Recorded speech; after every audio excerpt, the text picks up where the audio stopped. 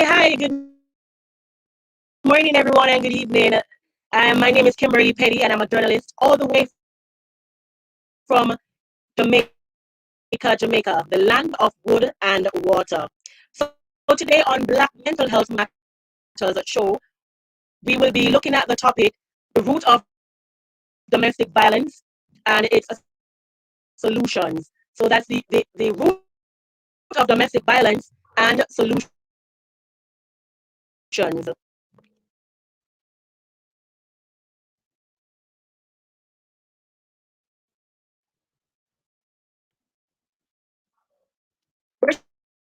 just having a few technical difficulties here. Let me just work on my microphone.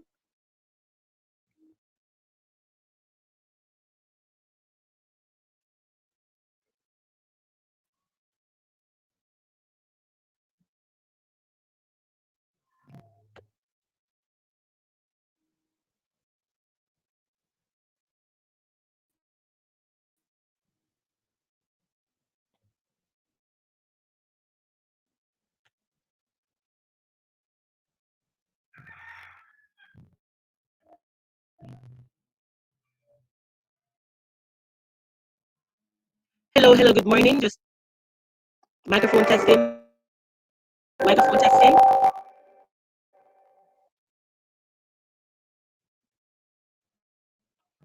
Is everyone hearing me now?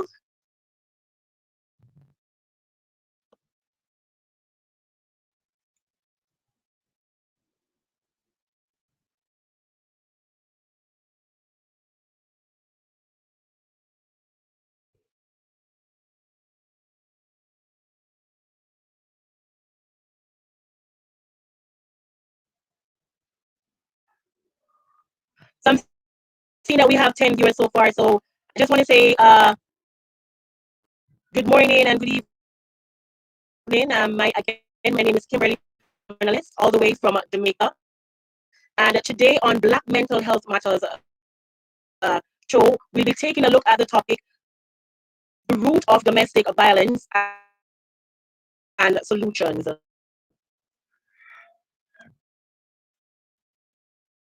We're also going to be having a special guest. So later on in the program, you'll get to meet and grace this beautiful Black woman.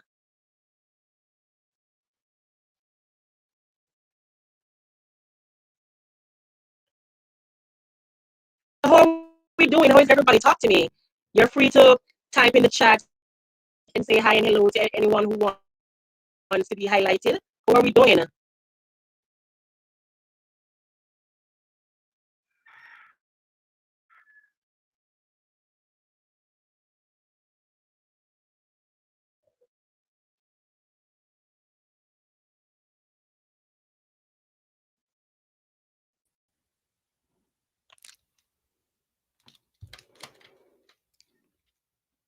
Hi. Are you hearing me clearly? Yes, that's much better. That's much better. Yeah, I'm hearing you now. Good. Okay. All right, again, so we know that domestic violence, it's an issue that has been ongoing, for years and generations after generations. And basically we need to understand the root, of this issue and how best we can try to eradicate it or to lessen the amount of incidents that we Mhm. have. And it's not only a local, issue, it's an international, it's a worldwide problem. So here with us, this morning, for those in Jamaica and for those in the United States, South Africa, with us is a beautiful a woman. And it's really a very, pleasure to be connecting from all the way in Jamaica. Look at technology, what Right, technology right, does. right. Right.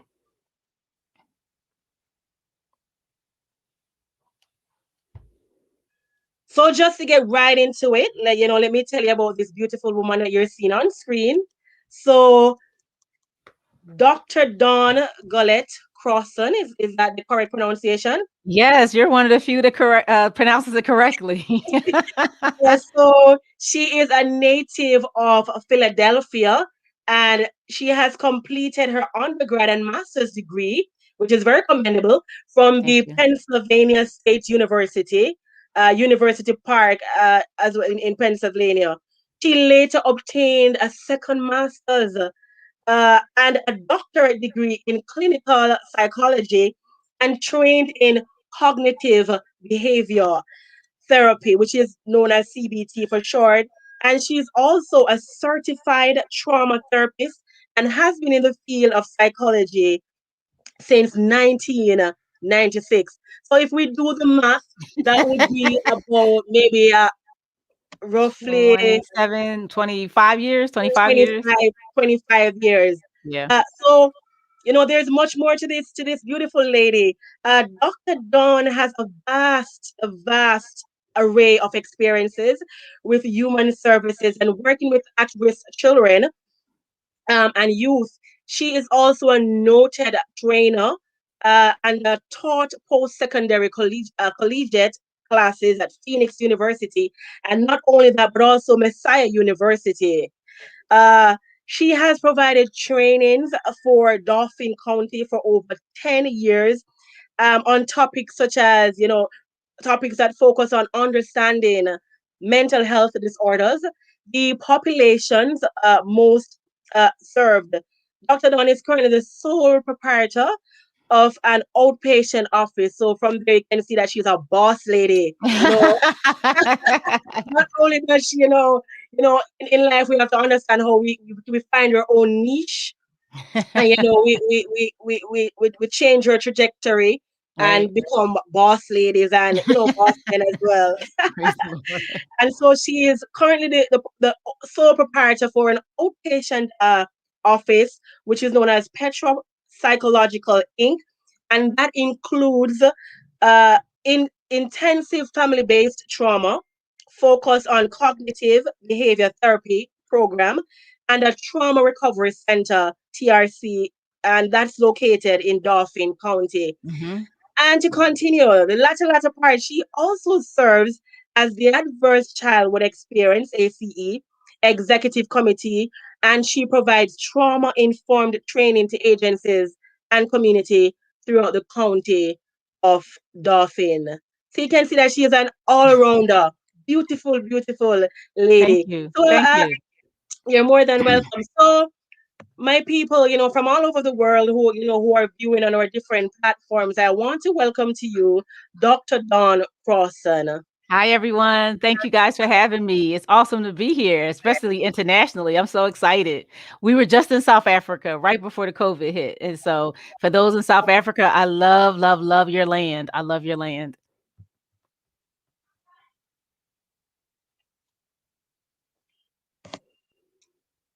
Yeah, so whenever you're ready to take it Oh, off. okay. Sure. Yeah, yeah, pretty All much. right.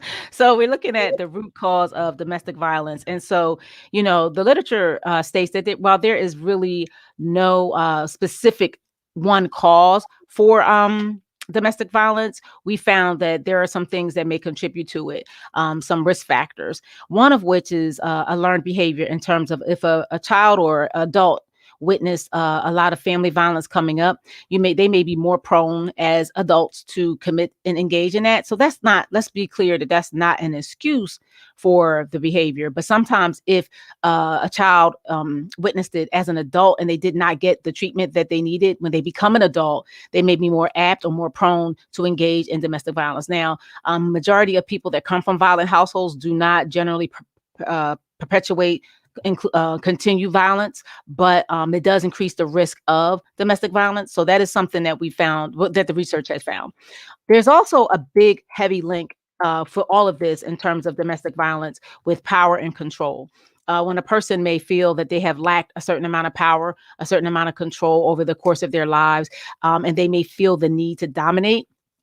And that may be a result of poor self-esteem because of some childhood situations that they may have not properly resolved, or just some insecurities that may lead to a heightened amount of jealousy. In those types of situations, the perpetrator may feel the need to dominate in order to gain control of the relationship and to feel the need to make people do things the way they want them to be done in order to be loved. So that is also one of the things that we found to be connected with domestic violence. Now, keep in mind, a person that commits domestic violence or a victim of domestic violence may have never been hit. Domestic violence has all different types of forms, and we can talk a little bit more about that later. There may be some cultural influences as well that may lead to domestic violence in certain cultures if women are looked at as property or as not as important as males, or in those cultural places, there may be an increased risk for domestic violence because if we're treated as property, as just of course across the world with oppression with people of color, if a person is seen as property, then the perpetrators may be more prone to engage in domestic violence if they don't have a mindset of equality and seeing that person as a human being. That may also be something that can be culturally influenced as well. Situational factors may also increase the rate of domestic violence. For example, an extreme turn of life events like a sudden death or economic situation may have caused the household to experience turmoil or lose resources. Extreme stressful situations can also cause people to engage in domestic violence because they may not have enough coping skills in that moment to properly manage the situation. And instead of handling it in an appropriate manner, they may take it out on their spouse or the children in the household as well. So we've also found that to be a link. Post-traumatic stress disorder and other mental health disorders may also increase the likelihood of domestic violence, especially post-traumatic stress disorder, because with PTSD, there is the piece of witnessing a violent crime or witnessing a life-threatening event. And when not properly buffered with therapy, medication, and the like, that can increase the chances of domestic violence as well. Substance abuse can also increase the likelihood of violence in the household. There was one article that I was reading, getting prepared for this event, that said that substance abuse preceded almost 47% of domestic assault. So that's almost half of domestic assault. So when people are engaging in substance abuse, inhibitions are low, judgment and problem solving decrease, and being able to cope and solve problems that become heated in an appropriate manner also may go out the window. And so there may be that may result in some physical pieces as well. So those are just some of the things that the literature point out in terms of the increased risk of it. But the main focus I think that we should think about the most is the power and control pieces and the mindset of domination. When an individual do not see people as equal and feel the need to dominate or be superior, and that again that could come from low self-esteem, self insecurities, some childhood abuse that they may have experienced that was not resolved when they came into adulthood. That mindset can really increase the likelihood of taking advantage or harming someone. So those are some of the things that I wanted to throw out. Is there any questions, or did anyone want to provide any feedback for that before I talk about the different types? I'm just gonna check the chat to see if anything is coming Sure. in. So far from what I've heard, some of the causes that you've made mention of, those are in fact pretty much true. Hmm. And I myself did a little bit of gender and sex and society while I did that course while I was studying for my journalism degree, and some of those did come out in it.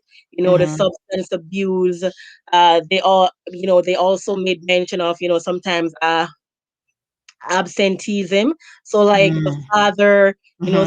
some persons, they were not grown with their fathers, and so they don't know how to that love, and they don't really know how to to act around their ladies and so forth. Yeah. And yeah, pretty Yeah. much. Yeah. Yeah. The whole property thing, and in some cultures where women were considered less than or servants or even slaves, that Right. definitely. And while domestic violence can occur in both genders, most Mm-hmm. perpetrators right now, currently the research shows that most perpetrators are males, right? And so Right. like that second class citizen mindset, Mm-hmm. that really can kind of propel abuse against people that are perceived as lesser than, right? And Right. so that's Right. really that's important. Yeah. Go ahead. I'm sorry. Yeah. And I also coming with my research that I've done, the three P's, they talk about, prodigy, Mhm. property, and possession. And that Yes. we're saying that what we should really, really focus on is Yes. the property, males or even women, because it's not only domestic Right. violence, as you say, goes both ways. Right. Yeah. They think that they own you, that you are their Yes. property. And Yes. once they are, taking care of you financially, Mhm. they have this over your head to say, Mhm. hey, you do as I do because I am the one providing. Right. And Right. even though society has changed a little bit, where females, we go out and we work, and the males are not only the ones providing, or the breadwinners, but we are contributing Mhm. to the household. They still think that, hello, you are Mhm. mine. Mhm. And sometimes it also has to depend on the amount of money that, that is, Yes. if the Yeah. female makes Yes. more money, Yes. hello. Yes. Yep.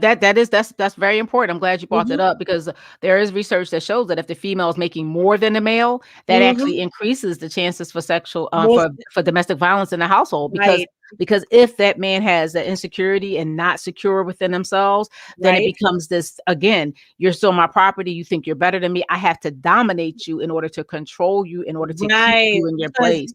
money gives you power. So when the female is making more Yes. than he is, he feels inferior because he should be the one, Hmm. making that money. So in order to still control us, they use force and abuse. Yes, yes, that's Hmm. awesome. Thank you for bringing that up. And Hmm. when you talk about women going into the workforce, if you think about at least for the United States, there is still a huge gap in earnings between males and female for similar positions. So Hmm. even so that again, even within our society, the mindset, even though we're doing the same work, we still get considerably paid less than the male, right? And so that can also leverage that I'm superior because I'm getting at least 20% more earnings than you as a woman for the same position. Right, right, most definitely. And we should also, well, yeah, yeah, yeah. Good point. Good point there that you made mention of. Yeah, Um, I see a couple people in the chat that was saying hello. So hi Kimberly, hi Aaron, hello oh, Timboalo, Lucas Zulu, hello, welcome. oh yeah, yeah. Hey guys, welcome to our discussion where we're basically taking a look at the root causes of domestic violence and as well as the solutions. Because the thing is, sometimes persons are going through things mentally, and we believe that sometimes medications help because they try to treat the symptoms, but I've Hmm. always learned that you should treat the root of the problem, because if you don't find what Yes. is really causing it, and get rid of it or try to lessen it, then the problem will still exist after you take the Hmm. medication, after the depression, after the medications are finished, the That's problem right. will still be there. So we have to work on the problem and to see how best we can, uh, solve it.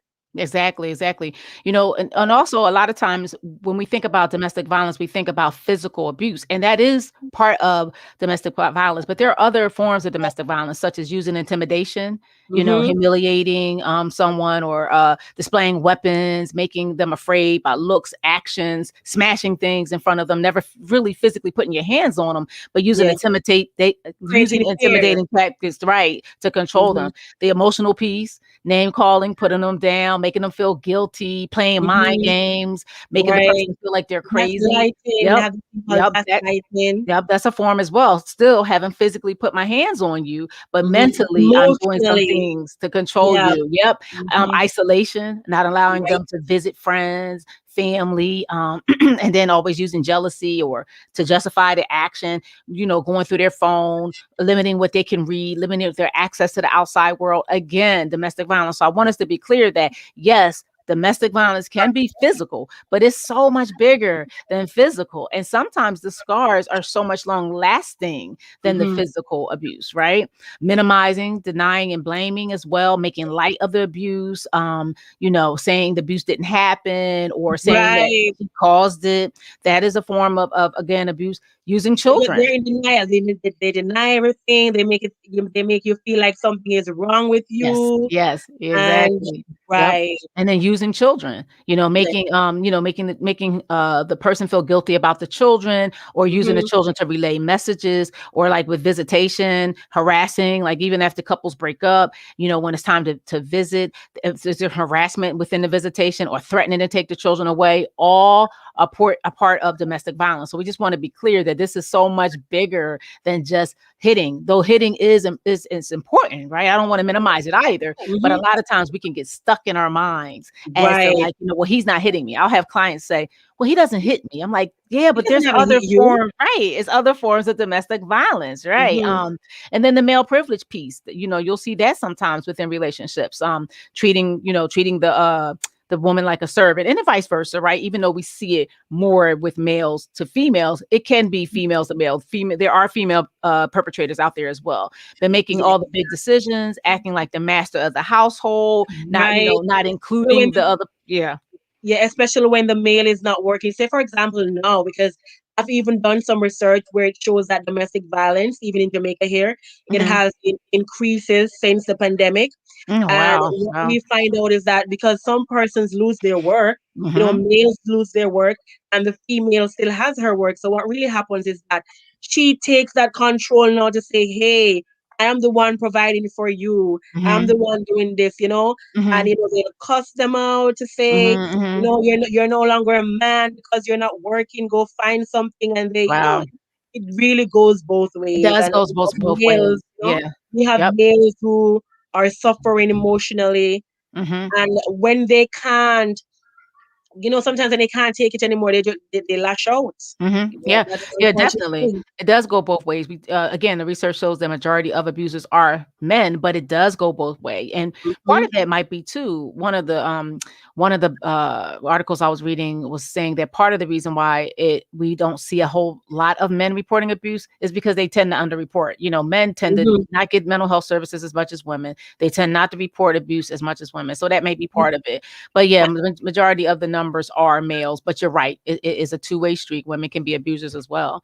Um, Another form of domestic violence is using economic abuse, right? Hmm. Preventing the person from getting a job, making them ask for money, like they're a child, giving them Hmm. an allowance, taking their money, not letting them know about the access of the home, the family income and things like that. Just not treating that person as an adult, or not treating that person as a partner. That can also be a form of abuse as well. So these, we just want to make sure that we have a clear understanding that it's bigger than that, and that power and control and domination is really the core underlying pieces, and not seeing people as humans, but instead of as property, and not seeing people as equal.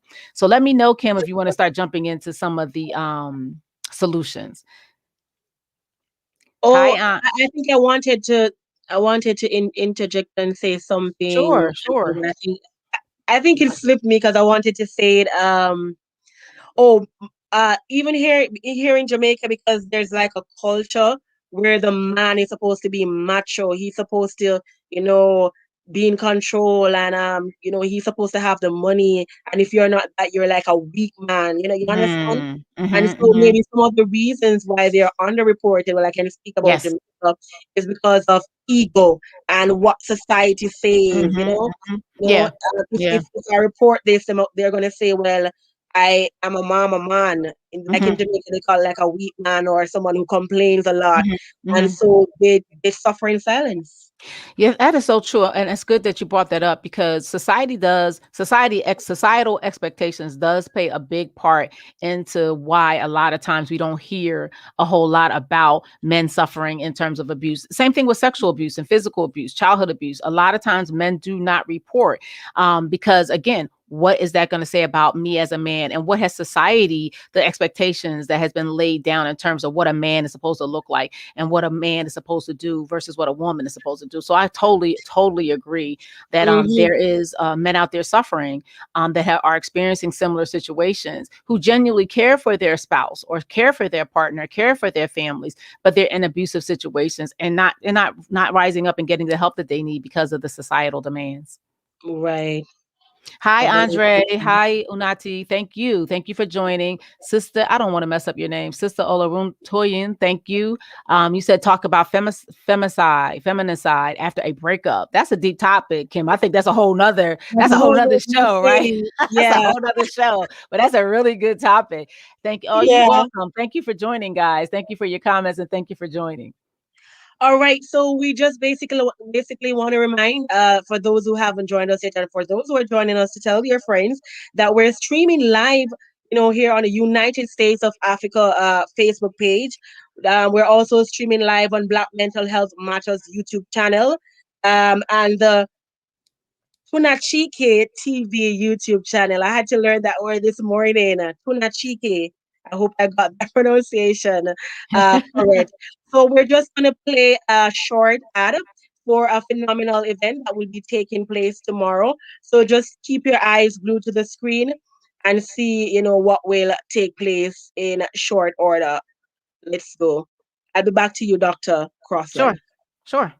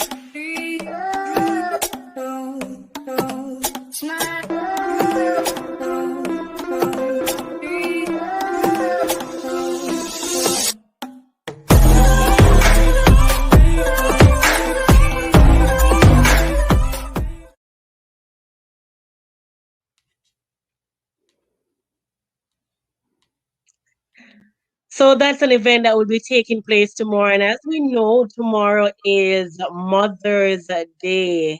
Yes, Tomorrow they'll yes. be celebrating. This. So, yeah, most definitely. So that will take place tomorrow, and I believe it will be continuing over a period of time. So I'm just going to shout out some persons in the comment section, and then Hmm. we can always go over to the solutions or anything else that you want to add, Sure, Doc. sure.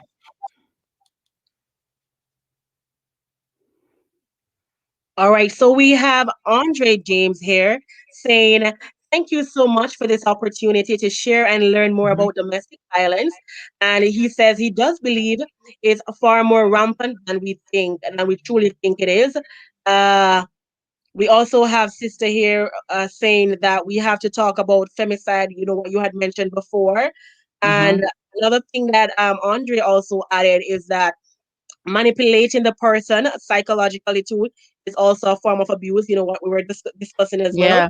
and Mhm. making them feel incomplete Mhm. and incompetent and worthless is Yes. also, what we delved in a little earlier today. Thank you so much, Mhm. Andre. Yep, And where are Andre, you we from, talked Andre? significantly about that earlier. Yep, you're right. Thank you for bringing that back up. Mm-hmm. Most definitely. So know that we can just recap, Doc. Just the before we go into the solutions, we can go Mhm. ahead and recap the causes that we had spoken about, the root causes. And so for those who are just joining us, they can Yes. grasp that, and then we move over to the solutions. Sure, sure. Like, so what we were expressing earlier in the show is that, the main causes, the main root causes is seeing people as property, not seeing individuals as equal, and also feeling the need to dominate and control. And so we talked about so many different possible influences, but there's not one main cause, right? But the underlying mindset is just that mindset of domination and control, and also of not seeing individual as equal, right? And so, Andre, as you pointed out, we talked about also the different types. So we talked about intimidation, emotional abuse, using isolation, minimizing, denying, and blaming, using children, male privilege, economic abuse. The one that we didn't get a chance to mention was coercion and threats. So when someone is also threatening to kill themselves, or threatening to go to child welfare, or lie about how their parenting is so that the children can be taken away, those types of things, that's also a form of abuse. So we did talk about several forms that was bigger than, or not bigger, in addition to the physical aspect of domestic violence, because we can get stuck in, and I hear women and men say, well, they don't hit me, they don't beat me. Yes, but that is not, that's just one form of domestic violence. There are multiple forms. We also talked about some of the causes could be learned behavior, witnessing violence in the home and not really getting any treatment or care or support in Mm-hmm. managing that, as well as cultural influences. The idea that maybe women are less than, or any person is less than, or you're more superior because of class or money or anything like that. Mm-hmm. We talked about the stress of situational factors, like something like a significant event in the home that we may not have had enough coping skills to manage, such as a death in the family or loss of income or something like that, where we become stressed, we don't have adequate coping skills, and we begin to take out our anger and frustrations on the people in the home. We talked about substance abuse, contributing to at least 50% of domestic violence situations in the United States over the last year, and then also mental health, including PTSD. So those are all the things we kind of talked about in the first half an hour of the show. Mm-hmm. And again, if you're just joining us, I am Kimberly Peddie, a journalist from Jamaica, and with me is Dr. Dawn Crossan, and she is a psychologist. Um, and she is based all the way in Pennsylvania. So she's a licensed psychologist and a certified trauma therapist. Beautiful, beautiful, beautiful, black, strong woman. Thank And you. we're streaming live rather. From the United States of Africa Facebook page, the Black Mental Health Matters YouTube channel, and Tunake TV YouTube channel as well. And so we're gonna dive in now into the solutions, because to every problem there is a possible solution. Over to you, Yes. Doc. Yes. So to be honest, if you're in a domestic violence situation, or if you are a perpetrator, right? If you are a perpetrator and you're listening, the first thing I'm going to say is kudos to you for even taking the first step to listen, because oftentimes perpetrators do not think that they are perpetrators, and they Mm-hmm, blame the victim. So if you're listening and you're taking some time to gain this information, that's the first step in actually beginning the healing process. If you are a mm-hmm, victim, I offer so much support and condolences in terms of what you're going through. Just, want you to know that you're not alone, and that you are strong. And if you're here today, you're making some first steps as well. So let me just get that out the way. We don't want any guilt, no blame, no judgment, because that's not going to help us in the healing process. But what I want to share with both the perpetrator and or victim is that you can't do this alone. Domestic violence is not something that you could do alone. You're going to need support. You're going to need community support. You're going to need, as well as formal support, such as therapy. And so I know a lot of times in our community, the brown people, black people community, we're not really prone to want to go to treatment, right? We don't want to go to therapy as much as others in other cultures, right? We go to therapy, but just not as much as our our non-black counterparts, right? But we're going to need some treatment. You're going to need some right. formal therapy, because if you're the perpetrator, we got to start to dismantle the mindset of superiority, in terms of, I get to dominate this person, and if this person does not fall in line with what I think should be done, that I get to exert some type of power and control over them.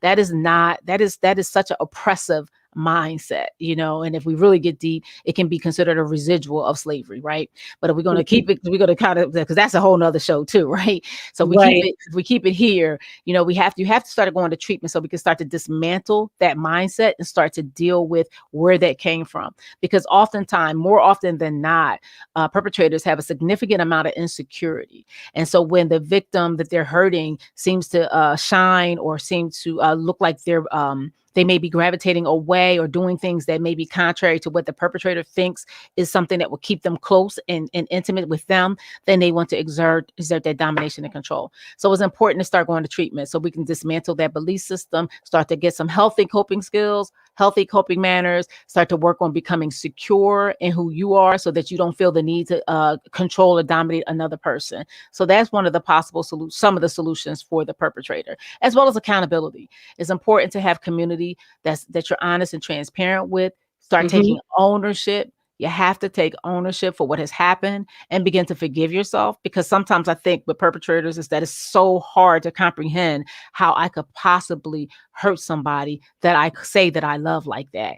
And so Right. it becomes like a dissonance. And so instead of it's just hard to digest. So you don't Mhm. take ownership for it. You blame and you point fingers, right? And so if you want to start the healing process, you have to take ownership and accountability and begin to do the work. And the work is not going to be easy. You cannot do it alone. So you're going to need formal supports, community Mhm. supports, and someone to hold you accountable. Somebody that's aware of what you've been doing, that is Right.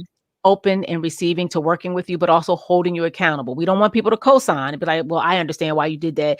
I would have hit her or him too. That's not the Mm. kind of person we need. We need somebody in our Definitely not. life that is going to hold us accountable and say, no, that is not okay. But in treatment, learning how to cope with the stress, cope with the fears of loss, because a lot of times perpetrators are very fearful of losing some kind of power, some kind of control, what they Mhm. consider to be love. And so they exert this domination. And so dealing with those insecurities within treatment. So that's the solution for the perpetrator. In But what terms, about no, just to interject. Sorry. What about yeah, the sure. ones who aren't aware that of what they're doing? Hmm. Those who they just don't know because Hmm. they themselves they might be bipolar, they Hmm. might be schizophrenic, Hmm. or have some form of major depression, and they aren't aware of their behavior, but maybe someone outside who can see the abnormalities Hmm. Hmm. say, hey, you know but the thing is, in some countries they normalize Yes, yes. mental health, because even in Jamaica, I don't think they pay much attention to it. Hmm. So when Hmm. somebody calls you mad, it's just like a thing. Hey, you're a mad girl, you're a mad boy, and it's nothing. Hmm. Nobody's gonna say, hey, I think you have a mental health issue and Hmm. you need to come and get help. That happens. It's rare that Mhm, happens. mhm, mhm. I think, and that's. I'm glad you brought that up, because that's how it works. If it's somebody who's unaware, then it's up to the people around them to be able to hold them accountable, and Mhm, say that's not okay. Like, that's not okay. And so, because if the person is caught up in their mental illness, or just caught up in family tradition, or cultural influences or cultural mhm. traditions or whatever, then it's up to the people around them to be able to tell them that this is not okay, as well as the person that's experiencing to take that risk and to be able to say, this is not okay. This doesn't make me feel okay. And if they don't feel like they can communicate that, then I would recommend that the person leave, find a way to leave safely, without having that dialogue. Because if the person is extremely violent and you have that dialogue, that person may increase and escalate the violence to the point That of is death true. to keep you. So if the person is not aware and no one around them is holding them accountable, but you are the victim, then I would begin to figure out a plan to leave, not express it, not show any signs, but find a way to get away as soon as possible. Yeah, but could you give them some ways of getting out? Because even with some studies I've done as well, because I did a little bit of psychology, because I was studying pharmacy as well, Okay, great. at a different university. But the thing is, sometimes it's hard for you to leave because sometimes, the Stockholm syndrome, you Yes. start liking your perpetrator. Mhm. Um, it's just you don't the financial wise, where are you gonna if you leave, how Yeah. are you gonna be fed? Where are you gonna go to? Those kind of things. Yeah, it is, you're right. I was a couple years ago, this one study revealed in the United States that the average domestic violence victim leaves 97 times before they actually leave. Mm. So that you're right. It's easier said than done. And so, yes, I want to express that to anyone that's out there that's listening that may be struggling. It's not easy. It's very difficult to just go. But again, if you're listening, you're making the first steps. So one of the things, I'm glad you brought up Stockholm syndrome, because that's kind of like a trauma bond where we develop this relationship, this bond with the person that is abusing us, because they have times when they're endearing, right? So when you think about the cycle of violence violence or the cycle of domestic violence, you have the honeymoon period. And during the honeymoon period, it's all great. It's butterflies and birds, flowers, the sun is shining, things are great. We're having a good time. But then, of Mm-hmm. course, it starts to escalate back up. Then you start to have that irritation, agitation, and eventually it gets to the place of, again, a domestic violence situation, and it cycles back down. It's a cycle, right? And so, and during the endearing period of time, though, that the trauma bond is kind of established, where I love this person because I know when this person is really good to me. But then then of course it goes back to the explosive pieces. But during that period, we connect, and so that Stockholm syndrome is similar to that, where we have this alliance, this allegiance, this loyalty to the perpetrator, and the perpetrator will, during that time period of the honeymoon, will be very good to the person, care for them, nurture them. And so the person has, during that time, they begin to gain some affection, serious, strong, affectionate bonds. But what I would recommend is first to find someone that you can trust, a trusted source that's outside of the home that that would understand and hear your story. And so I would start with that, seeking somebody that if you possibly could, that the perpetrator does not have any control over or not even know a whole lot about, right? So I would start with that place, having someone that you can speak to and that person can encourage you, and that you can fall back on. And as you continue to talk to that person, you will be able to gain some strength to make the next steps. So that's what I would recommend. Also, if possible, being able to journal. Now, I know a lot of times in these abusive situations, the abuser is always rifling through things and has control over items, that all your items. So if it's possible to be able to write, jot down, hide it in a specific place, even if it's not a book, even if it's like a page, scraps of paper, beginning to kind of write out your thoughts and feelings, because then in that process, a lot of times we begin to organize our thinking and start to see clearly that I gotta make some steps. I gotta make a plan to get out of here. And so I would just recommend small steps like that, doing some writing, hiding the writing, and also trying to connect with someone if possible, even if it's somebody at the grocery store or somebody, because I know a lot of times the places that we go is controlled. Something somewhere that you could connect with someone, even for a few minutes, that you could trust and be able to have little short dialogue with. They don't necessarily have to know everything right away, but you need to have someone that you can, outside of that abusive situation, because then it helps us to see like that I don't have to live this way. Look, I'm having this conversation and it feels so great. I don't have to live this way. So that's Most what I have for definitely. that. Most definitely. Okay. Uh, Yeah. Thanks. So again, we're basically looking at the solutions, for domestic violence. And just to recap, domestic violence, it goes both ways. It's not just against women. Yes, women, we have more incidences, but in terms of, males do go through it as well. And for every problem there is a solution. So no, we're just diving and getting to understand and breaking down so everyone can understand solutions, how you can get get out. It's not easy to get out, Not at but all. you have to try. Hmm. You have to try, Hmm. because there's no way that you can live in this, forever. It must end and it must stop. Yes, yes. So one of the things, yes, Andre pointed out in the chat that domestic violence is not domestic violence is more about domestic violence among same-sex individuals. This problem is not confined among heterosexual people alone. And Andre, we're not. If you notice, we're not talking female male. We're just saying individuals. So we definitely totally 100 concur with that. If you notice, we're not saying male and female, though we have pointed out that males are more likely to engage in the behavior according to the research. But yes, you're totally 100% right. And we're not limited to just heterosexuals as well as it is. It can be same sex. It could be opposite sex. It just can be, it could be both. Right. Um, One thing I did want to throw in there, Kimberly, is that in many areas in the United States, you can call the domestic violence hotline. You can, there's domestic violence shelters. Now, a lot of them are packed because of the COVID, right? But there are Hmm. so many resources. But again, like you pointed out, getting to that place to make that call can be very difficult. And so Right. those tips of writing down the paper, when I was saying like write down some things and hide it, start to journal, because that'll help you kind of flush out some of your feelings and come up with, to kind of clear your head and be able to make those next steps, as well as connecting with someone that is under the radar that your perpetrator doesn't know about. Those are the steps that I am suggesting to get you to the place to make the phone call to the domestic violence hotlines and shelters and things like that. Because again, like you said, a lot of times there is that allegiance, there is that affection, there is that love there, and the loyalties, you know, the loyalties, not wanting the loyalties to be broken. So it is a process. So those tips are the recommendations to get you to the place where you can make that call or to finally leave.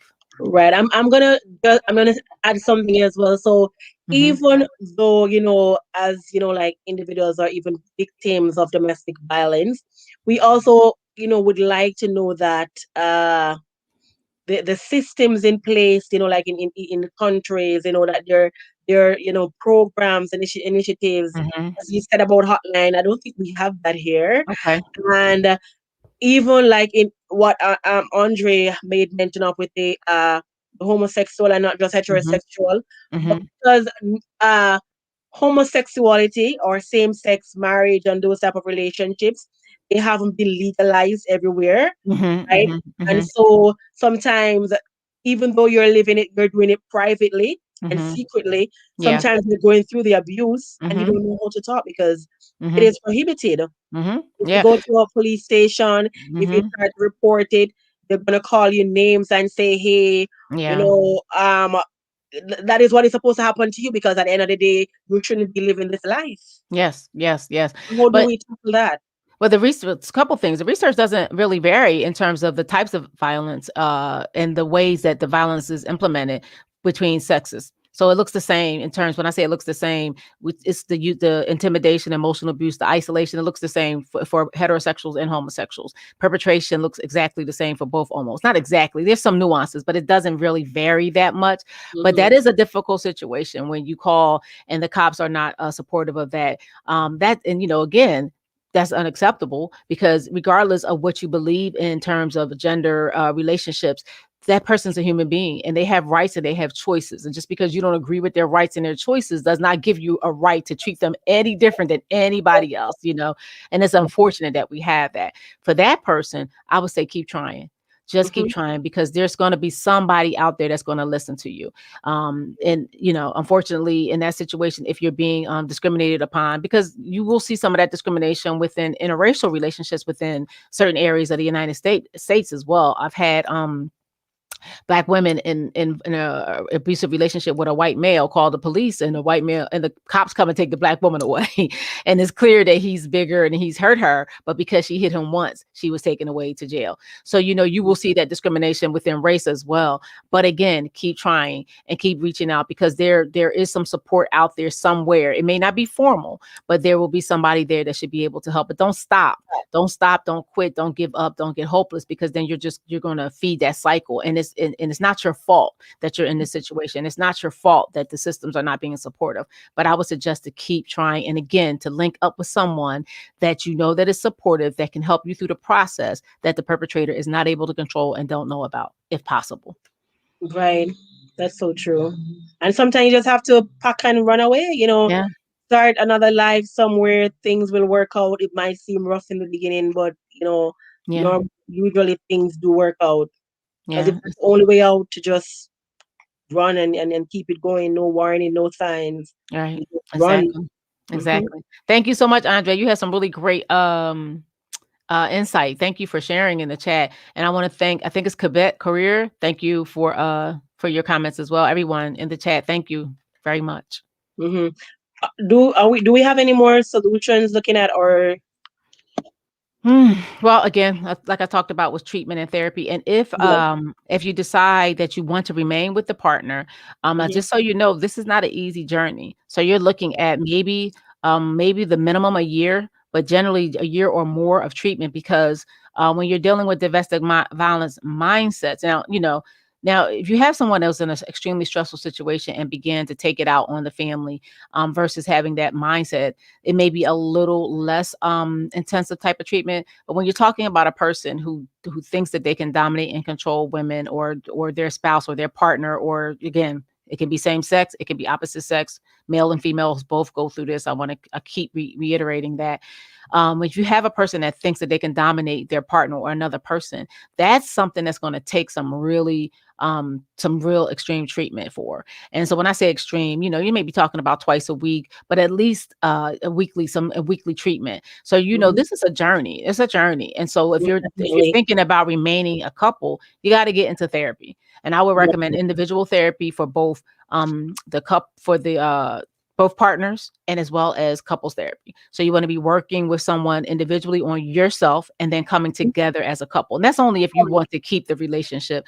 If you're not, if you feel like I want to keep it and the perpetrator is willing to do the work, then that's only if you guys intend on doing that. So again, individual and then come together and do couples. Right. So those are solutions. And then we have some community solutions that we have to look at, like you had mentioned earlier, kind of getting out of this mindset of it's okay. It's okay Right. for Not this okay. to happen. And getting we have, this is on a macro level in terms of training our police, training our judiciary systems about domestic violence in terms of how to manage it. Because a lot of times in certain areas within the United States, police don't get involved into some domestic situations. They'll come out and say, we don't do domestic situations. I asked one cop about it one time and he said, well, because a lot of times the women don't want to press charges or the spouse doesn't want to press charges, whether it's the woman or the man, and they end up back together. And so some areas don't really do the domestic violence thing. So I think we have to educate our community a little bit more. Those of us in the human services fields or those of us who specialize in domestic violence, we got to start to provide some education, some advocacy for our clients, some advocacy for in the area to kind of not make this normal, to denormalize it per se, that this is okay. So a lot of education and training. Most definitely. And also, I'd say, yeah. So even with the education, I would add in the socialization because cultural. I mean, I understand that it's hard to change the culture, of a country or whatever, Right.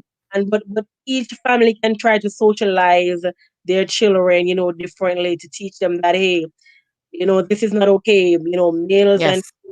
boys and girls. Boys can wear pink. Girls can wear blue if Mhm. they want. Boys, you Mhm. understand the gender roles. You Yes. understand. Yes. It's okay for you boy to wash the dishes. It's okay for Mhm. you to clean the bathroom. It's not that the female is supposed to do it. And then they will probably get a better understanding or Yes. appreciation that certain work is not just for females, and it will respect them. Yeah. And And also another form of support is if you are someone who knows somebody else that's in a possibly domestic violence situation. Again, I want to mhm, reiterate that don't think that because your friend is not being hit that that's not domestic violence. But if you've right, witnessed some behavior and you're seeing some behaviors in your friend, like a fear, they have to be home by a certain time. They have to do things a certain kind of way. A lot of anxiety in terms of keeping their partner happy and doing right, things for their partner. If you suspect domestic violence, one of the things that you want to do is start reaching out to your friend. As mhm, long as it's okay, as long as it's safe, start reaching out to your friend. Don't be afraid to let them know that you care. Be right, very supportive. Be very mhm, supportive because I know sometimes, we can get into that space and say things like, well, I don't know why you putting up with that, or he wouldn't do that to me. Let's lose the judgment because that's going exactly, to yeah, cause our friend not to want to open up. They know their situation is difficult. They know their situation is hard. They don't need us to make them feel worse, right? So we want to be supportive. We want to feeling be as them, right, non-judgmental as possible and try to reach out as much as possible, whether it's text, phone call, try to reach out and let them know that you mhm, care and let them know that right, you're supporting them because you may be their way out. You may be able to help them with their way mhm, out. And so that's some solutions for someone that may be wanting to support somebody in that situation. right. And even with the education too, because I wasn't taught about these things until I had got Mm, to university. I didn't know about manipulation. I didn't know about, yes, yeah, you would probably, if you're in an abusive relationship, you probably know about domestic violence, or if you watch the news, or maybe you see something.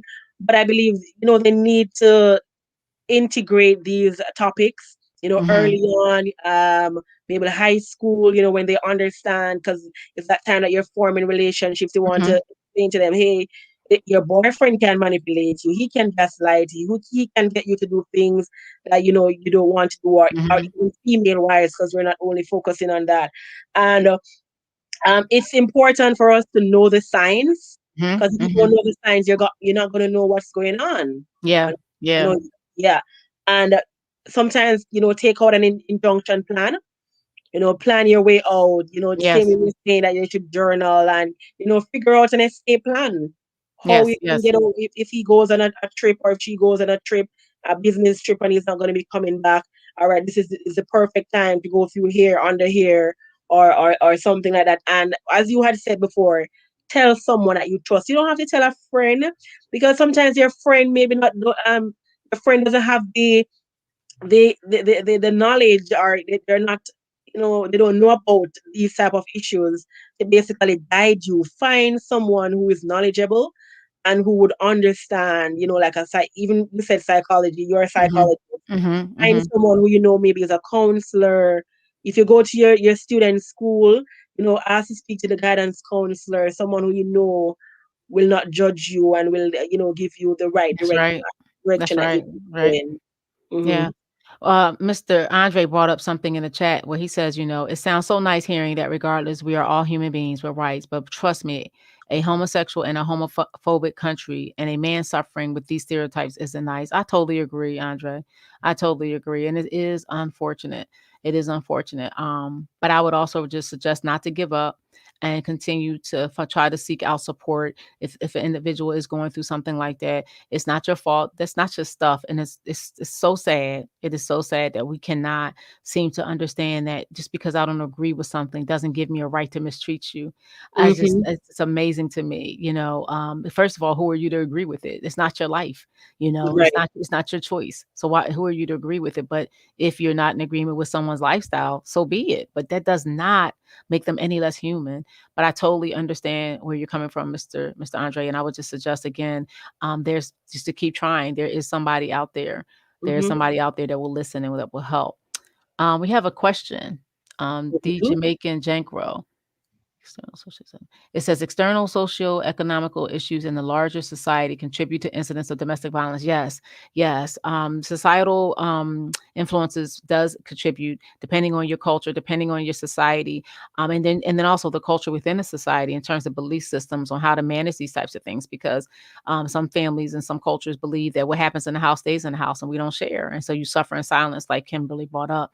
But yes, Hmm. different societies, if they do not deem women to be as important as men, and or homosexuals to be as important as heterosexuals, they tend to not reinforce the rules and the laws as much as they should. So like even if domestic violence is illegal, if your local law system doesn't reinforce it or comes to the house and says, well, you bought that on yourself, or that sounds like you guys were fighting. Yes, that's why we have to continue as social service agencies Hmm. to educate, to make it initiative to make sure our local government is educated as much as we can possibly educate them in these areas so that they can understand how to handle it, what it means, and what the definition actually is. Because a lot of people don't see domestic violence as being anything but physical, and we know that's a myth.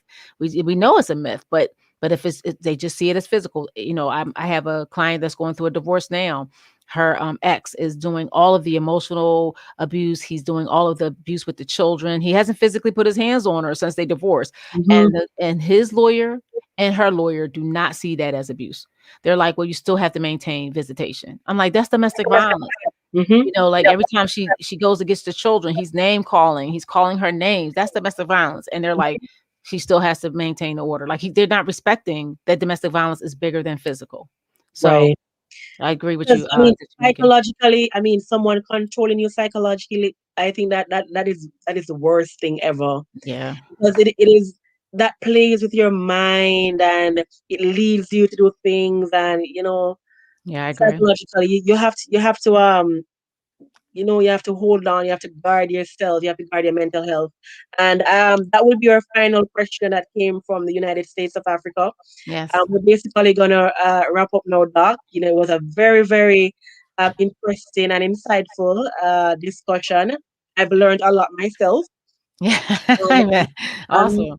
Yeah, I'm sure others, would also, join in with me to say yes, they've learned. Say big up to Aaron, Izzy, uh, Himbala. I don't know the pronunciations, but all the persons who commented in the chat, Yes. Andre, Yes, and Andre. for all those who joined in with us, we really Mhm. appreciate the step that you made to come forward. I know people just come to listen, and for those who are going through it, I hope there was a takeaway and so forth. So we're just gonna ask so we're just gonna basically do a little recap. So here today we were just at the Black Mental Health Matters, basically a little forum here, and we were looking at the causes of domestic violence and the solutions. And we have to say big thank you to our sponsor, Tunachiki TV, and Woo! woo! Yeah, look at we connecting all the way from Jamaica to United States to Africa. Yes, It's yes. beautiful, beautiful, and a matter like this. And we just want to ask Doc to give her final takeaway, final comments before we wrap this informative section up. Well, my final takeaways are, first of all, thank everyone in the comments. I love hearing from you guys. I appreciate so much being on this platform. It was such an honor. And Kim, you were great. So I love talking with you. I love the Thank vibe. you. I love the flow of the questions. So my final takeaways are, please don't give up. If you're somebody out there that is in a domestic violence situation, male or female, please do not give up. You're not alone.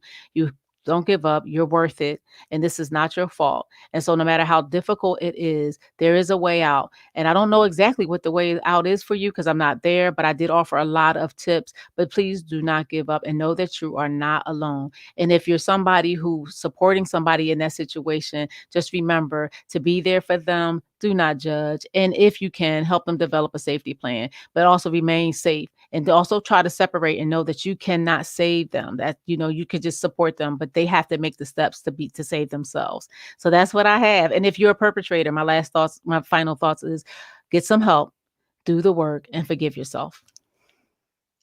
Brilliant, brilliant, brilliant, Doc. And we must say, thank you to Dr. Dawn Crossan, for joining us, coming all the way over here virtually to inform us and educate us on such a serious, serious issue that we Mhm. need to lessen the amount of times incidents that happen.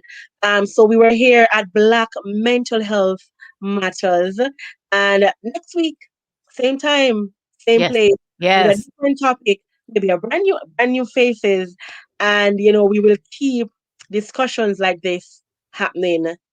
Peace out. Thank you. Blessings. Bye. One love from Jamaica. Bye. Bye.